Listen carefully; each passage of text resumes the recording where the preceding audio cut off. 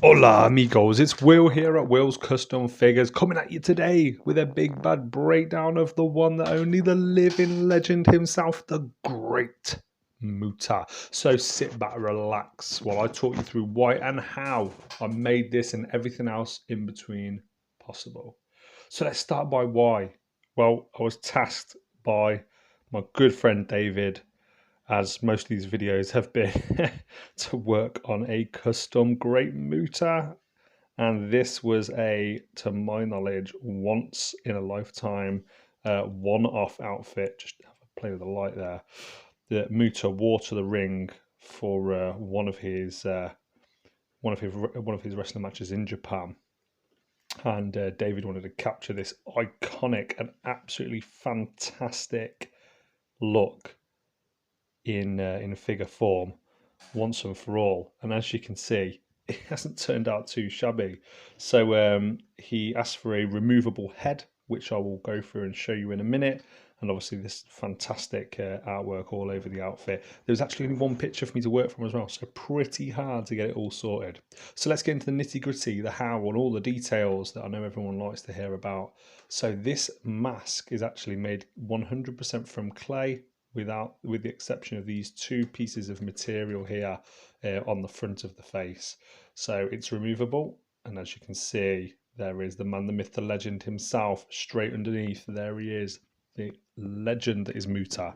Now let's get a little bit of a close-up onto this mask. First thing that was most important was to make sure that the head sculpt was attached to the body and then that this fit. So I started by hollowing out a hole there, making sure it was fit for purpose, and also this rear shoulder section here needed to fit snugly on his back. I used some bits of material like card, super glued them for extra reinforcement to create this headdress, and also a thin layer of clay. So it's actually got two layers, you could slightly see that there. Used, as always, my lovely Vallejo paints and added a lot of texture and dry brushing in there, and really wanted to get like that glow in that center blue column, as well as the darkness in the eyes. This was quite a difficult piece to work on, I'm not going to lie to you, and you can probably tell from the level of detail just on the outfit alone. It was a challenge from start to finish. Let's get into Muta in a little bit more detail. I'll talk you through, just pointing. This head sculpt was not done by me. This is a custom head sculpt that was sent to me. I presume it's been 3D printed, but I do have copies of this head sculpt if anyone wants any. The body, oh God, who was the body now? I'm trying to think. Who on earth was this body? I think it might have been. Let me come back to you. Oh, I'll tell you who it was. It was a hawk figure, or was it? No, an animal. Hawk or animal? I'm sure it was to start with. Yeah, I'm pretty sure it was animal. Sorry. And you can see little lines on the inside where the LOD shoulder pads are there. I wanted to basically file down the shoulder pads as much as I could, leaving these awesome hands. They're quite cheap to come by. Legion of Doom figures as well. So yeah, I'm really pleased picking that figure. I think it's turned out well. Give you a bit of a close-up. The boots, normal. Added the clay pants on there underneath. You can just see they're two different colours with sort of like zebra stripes on. Used clay for this section here, and my sculpting tools just to really capture as much detail as I could and make it as easy for me to essentially like follow like a stencil, or a bit like a what's the word? A bit like a jigsaw for when I was actually painting. The figure was split in half, so I've ad-libbed this at the back here. I'm not 100% sure what the design was, and neither was David, my customer. Now these shoulder pads, it helps it with it being a Legion of Doom, because of course they had absolutely badass shoulder pads. So what I was able to do was sculpt clay on top of here, and they already had quite a thick plastic base under it to support that.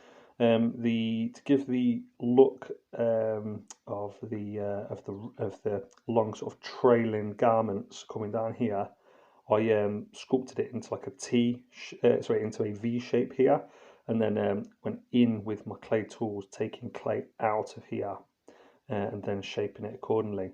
But as you can see, there is a lot of detail on this. It's like 50-50. It's like you've got the zigzag shape this side, and then it's this side. You've got the furry shape this side and the furry shape this side. And overall, this was not easy. This was very, very hard. Probably took me upwards of around about 10 hours to finish this guy, but well worth it. And thank you to my customer David for reaching out to me and trusting me to work on such a passion project for him. And on that note, I actually have a special treat. You probably noticed in the background. Here is another Muta jacket that I've worked on. Used some nice different colours on here, a lot of bronzes and a lot of silvers mixed with black and golds, just to try and get all these different details out on this awesome jacket. The hands have already been fit in there, which is a great idea by David to make sure that his custom Muta jacket fits on perfectly. And this will fit on, as you can see. Oh, arms fell off. This will fit on to a figure that probably doesn't have any arms, just a pair of legs and a head. And I love this design, absolutely brilliant. You can see King of the Brave on the back, all the details. Yet again, only a picture or two to go by. There's this design and an even more complicated design, but this is the one that David wanted on this occasion. Even a picture of Muta here. So that's it, guys. Another Wheels Custom figure review. My final reflections. This guy deserves to be immortalised in stone for the contribution that he's had to professional wrestling. I've got a load of these videos to do, absolute ton of them.